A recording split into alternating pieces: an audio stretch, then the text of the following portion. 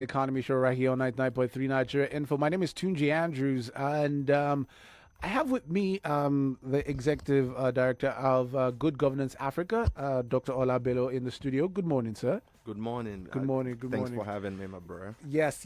So we're going to start a few issues we need to touch on today.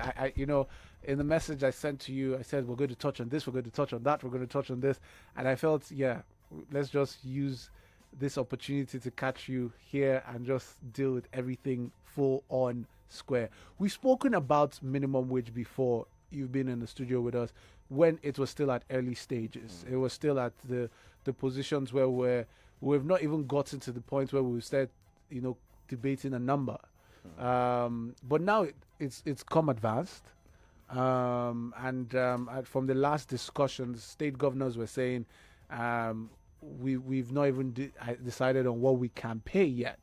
And of course, some people will argue that even the state governors, even the one they are supposed to be paying right now, they've not been meeting up to it. So if we increase the salaries, would they even be able to pay? Is there sense in this? Then of course there's the federal government arm who's saying yes, we can pay, but we're just waiting for the state governments. Some people have said it's the federal government's own tactic to try and delay the process because they kind of feel they have revenue challenges on their sides. So I'm trying to look on both sides of this table right now. Where do we draw the line? Where's the middle point? Where we can say, government, you've done good, labor, you've done good, everybody's fine, everybody's good. Well, I mean, my view on the minimum wage discussion is that when you look at everything that's going on, hanging right above everything is this threat that labor would go on strike Yeah. from next week. Yeah. And we know that means paralysis. It's never good for any country. For one like ours that trying to catch up lost ground, I think this is a luxury we cannot afford. Mm. But I look at the overall picture, and Mhm. I think, if you look at a lot of the noises we're hearing, the whole, standoff, it seems between, government and the labor side, I think it's fairly depressing. But when you look at some of the processes that are ongoing, I think we can take a bit of encouragement. From it, What do yeah. I mean by this? The ultimately where we settle on with regards to what becomes the minimum wage in Nigeria has to make economic sense. Mm-hmm. Mm-hmm. It's never prudent to force employers into a situation where they commit to a wage that simply isn't going to be sustainable True. or simply isn't going to be supported by the economic fundamentals. But having said that, I feel scandalized. I feel embarrassed that in this country we still pay people minimum wage less than 20,000 naira. We know how expensive things are in this country. We need to increase it, but I also have the feeling that labor is bidding high in the hope that ultimately when this settles, it will settle around some middle mark that they can live with. I mean, just to pull a number out of the sky, I think a doubling of the current minimum wage to something between 35 to 40,000 naira may be prudent and may be economically sustainable. I remember we also want to pay people living wages. Yeah. Yeah. And where we are at the moment simply doesn't cut it. So this is the part that's depressing, that we know we need to see movement. And what I've seen over the last few weeks is both sides digging in, seemingly speaking past each other. Mm-hmm. But I think we need a more meaningful conversation of the type that would get us to arrive at a working minimum wage that constitutes a decent, wage for a lot of the people, who are at the bottom of the pile, as it were, True. and in a way that would also allow our economy to remain competitive. The other thing that's more encouraging for me is that Nigeria has been a laggard on a lot of these key questions regarding consultative and inclusive economic governance. All of Africa is flying along. We cannot continue to crawl, but I'm encouraged by a number of things I've seen that leads me to think that finally we're being pushed to actually institute processes that help us to manage these things before they become disruptive forces, that set our economy back. If you look at the very good example from around the world, I think the way the Germans do this is the admiration of all of their neighbors in Europe. People say, during Chancellor Gerhard Schroeder's time, about 20 years back now, government really encouraged workers and employers to come together and figure out what would be optimal for the German economy. It's been under constant review. Some people criticize it, and it says, it artificially keeps wages down. But what it's delivered is a German, juggernaut, an economy, that's very competitive on wage, and is the admiration of neighbors in Europe, as I've said. This is the kind of thing we need. In South Africa, they do it well. Nigeria has a lot of economic commission and things put together by president and all of the key players.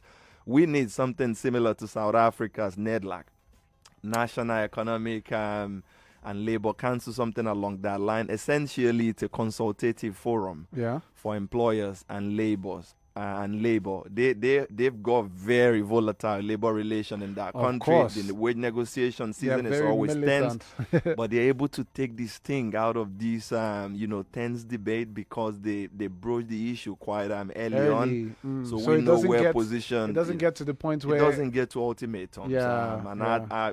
When I've looked at what we've done with regards to the so-called National Office for trade negotiation, this is the sort of thing I hope Nigeria can do on other important economic questions that come back and haunt us again and again, and we don't seem to have sustainable answers to them. The whole question of reviewing minimum wage up, I think is very important. It's an existential challenge for the economy, and I'm hoping that it's something that labor and government can resolve in a manner that's just, inclusive, and satisfactory to all parties. So I wanted to ask, if we could create those, and I'm saying support agencies to make life a bit more easy for Nigerians to live in. And I'm talking about those support agencies like the National Health Insurance Scheme, I think it's the Health Insurance Commission. I don't know what they're called, but the national body that also gives mortgages for Nigerians. The educational system was working properly. Transportation was working properly. If all these things took away the sting from the pockets of Nigerians, do you think we'll have less of these agitations in terms of... We would have less of the agitation, and definitely this is the direction we should be moving. There are a lot of economic questions that Nigerians now have to confront head on because we don't do a lot of the analysis, because information is often not readily out there. You would not blame the average man for taking a position that may seem to you economically illiterate, but makes sense to the common man on the street. I mean, a lot of what you've talked about are the sort of things we should be prioritizing over an unsustainable, sudden, giant increase in the minimum wage. If people can get to work in a manner that that's efficient, that's easy, and does not take away a huge portion or a great portion of somebody's earning, you will see that workers naturally will moderate their demand. A lot of the anxiety over, higher wages, I think it's very justified. It's also driven by the fact that we've got nothing to refer to in terms of a social safety net. God forbid, workers fall sick, they cannot afford health care. We know all the kind of things that go on simply because we don't have health institution that's worthy of that name.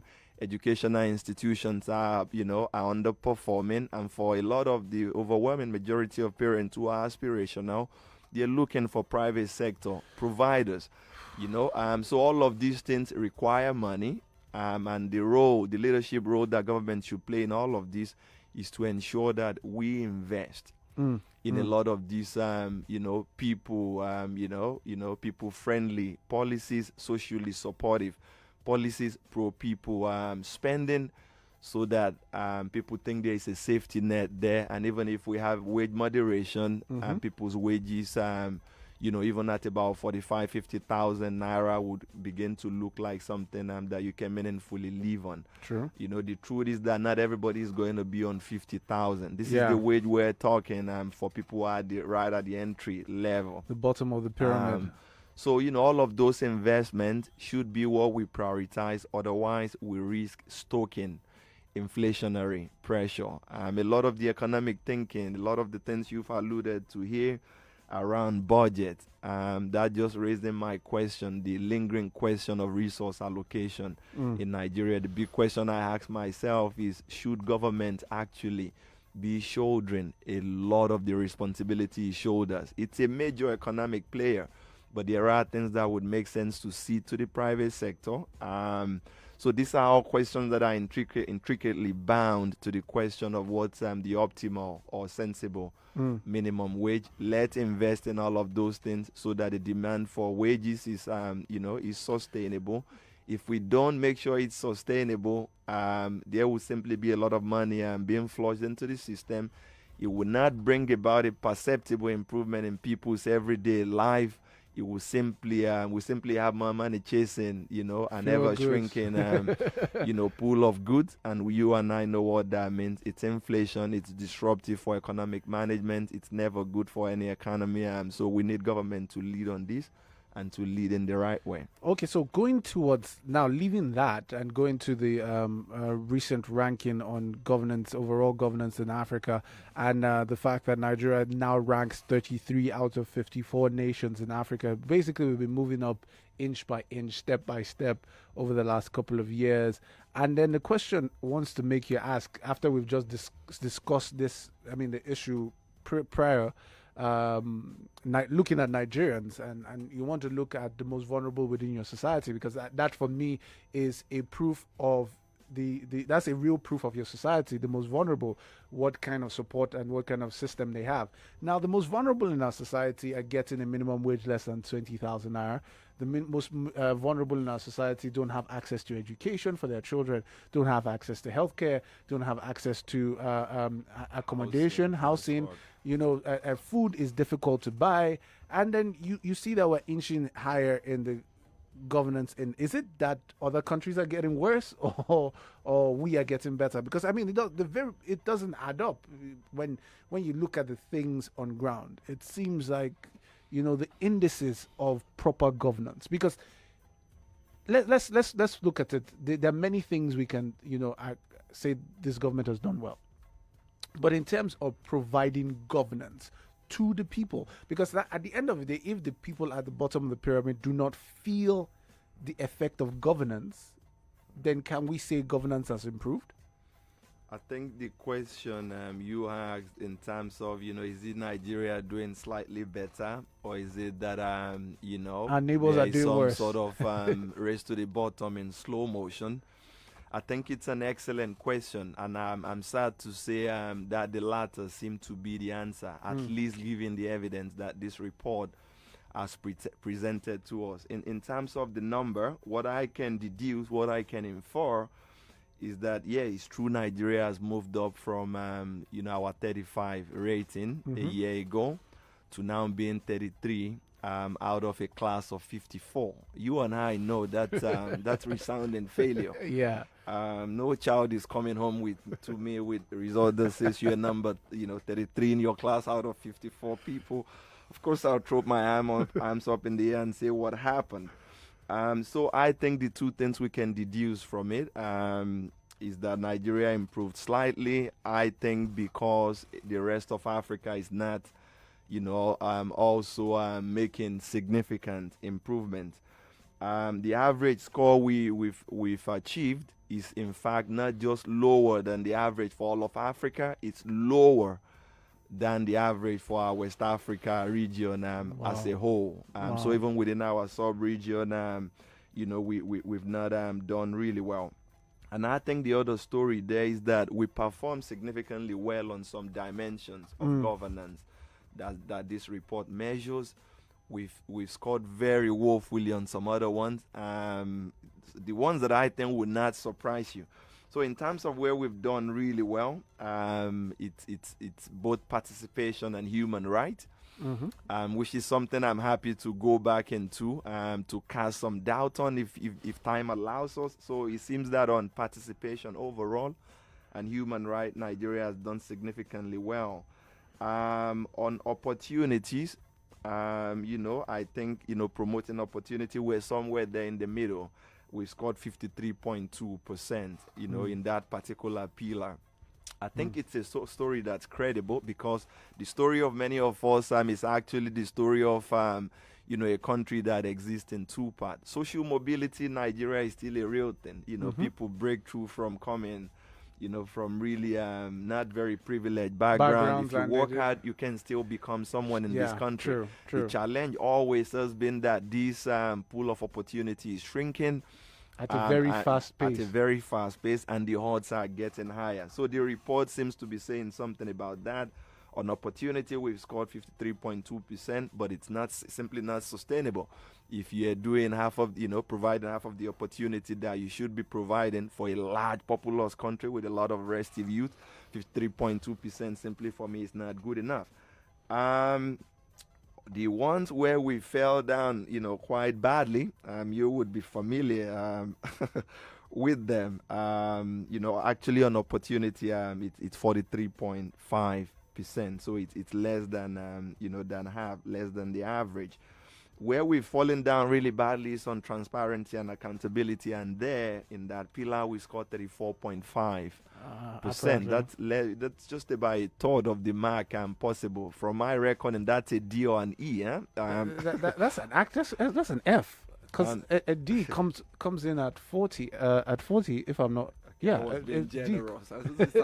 That's an F, because a D comes in at 40. Correct me if anybody, because I can't remember from school, but do tweet at us, Nigeria Info FM. 33% is an F. I think that's an F. Definitely an F. You and I will not be surprised. I'm not surprised at all. We've spoken about NNPC over and over.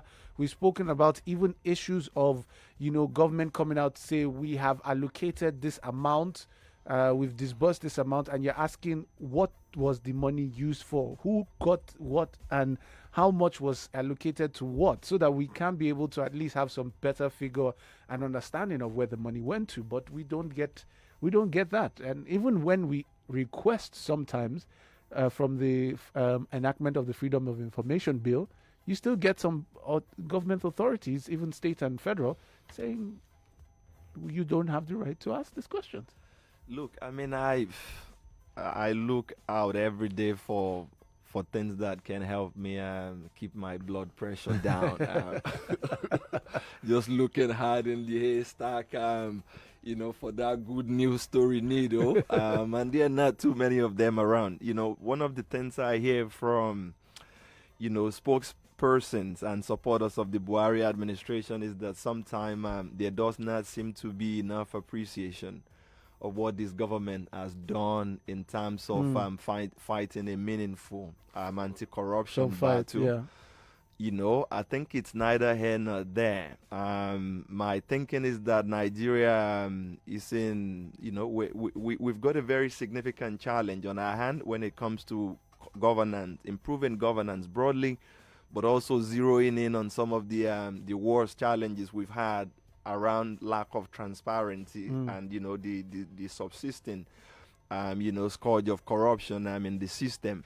They've done significantly well in many respects. The Treasury Single Account Initiative was initiated by the Jonathan administration. I think President Buhari has done well to bring it to life, bring it on full stream. I think it's helped in some way.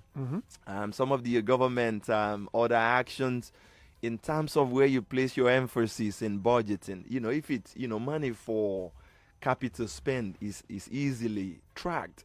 True. And this is why we've seen the upsurge of really wonderful initiatives like Tracker and similar that are trying to make sure that money actually get used for things that they were budgeted for. And the Buhari administration, at least in the last two budget cycle, has said, we want to spend more on capital projects. I think it also shows your anti-corruption credential, that you're thinking about the longer-term sustainability of this country. If you look at all of those things, you can give them good scores. But I have to also qualify it and say, you know, in the proposed budget now going through the system, they've taken the scissors to the capital part, you know, or you know, of the budget, and it seems that we may be seeing a 10% or so reduction in capital spend. I think these are some of the inevitable stress that they've From set revenue themselves up side. to endure. You know, we're borrowing like money is going out of fashion. Please spend it on capital projects. I would hope.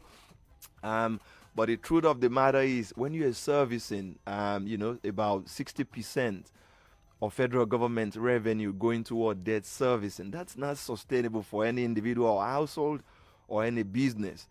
So if they are moving money away from capital expenditure to just make sure that the creditors get paid, you know, this is they're simply responding to the inevitable, and I hope this is something we can resolve over the longer term. But fundamentally, on this question of whether they've done enough on anti-corruption, you know, so that they get more credit than they are receiving at the moment. They've done some good things. I would like to see the government work much more closely on issues around procedural anti-corruption. Procedural anti-corruption is simply about making corruption difficult in the first place. Yeah. So when you've proper got systems. your oil subsidy system that's now completely taken out of the budgeting system, you know, being funded out of some sort of NNPC account via under recovery, that's less transparent than what we've had in the past. So the Mo Ibrahim initiative would not have, you know, missed Smiled that at fact. that, yeah. And this accounts for the fact that we're, you know, part of the reason why we're not, you know, one of the best performers in the class for this year. When you think about things around, you know, management of the NNPC, this is something that's well known in this country that you and I are sitting in. We still have multiple exchange rate windows. If you're that way inclined, it's a system that encourages you to be crooked, because you can simply sit in the comfort of your living room. Buy If you can it here, access sell it dollar at a there. favorable rate. I mean, a lot of the transaction go through what we call the NAFEX window, Yeah. the investor and exporters window. But let's still close some of the loopholes that exist in the system. They're the reasons why but most importantly, procedural anti-corruption. Procedural anti-corruption would be, for example, also that, you know, if Governor Ganduje has been caught on camera putting, you know, stacks of US dollars. Allegedly. By the way, because we're hearing that it was a clone, and then I feel eyes turning to their radios well, right the now. man Looking is at innocent. The man is innocent until we can proven guilty. He's also a sitting governor. Let's not forget he has executive immunity.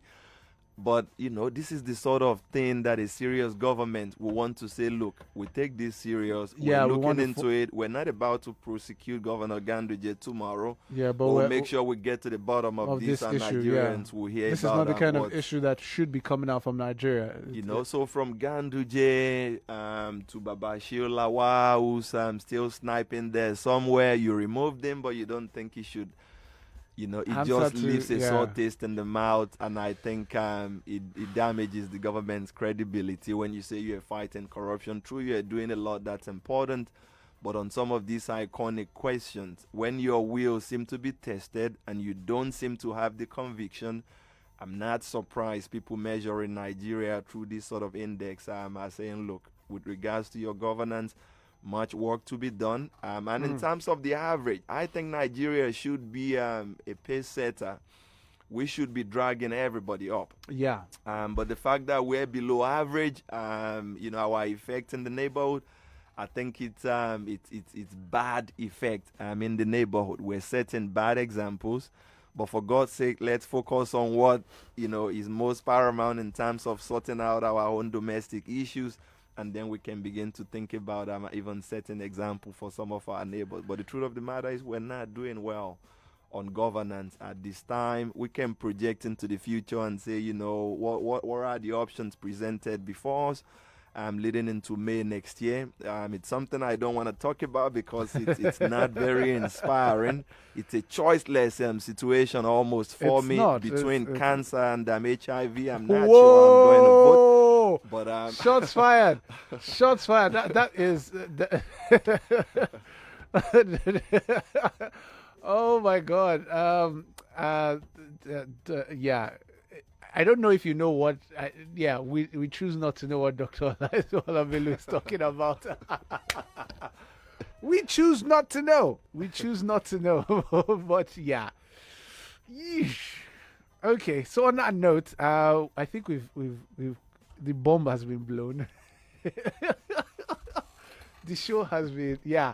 On that very high note, I want to thank the Executive Director of Good Governance Africa, Dr. Olabelu, for being with us in the studio. We talked about, we even were not able to get into the National Economic Summit thing. I think I'll just talk about it tomorrow. But we've been able to talk about minimum wage extensively and Nigeria's 33rd ranking in Africa right now.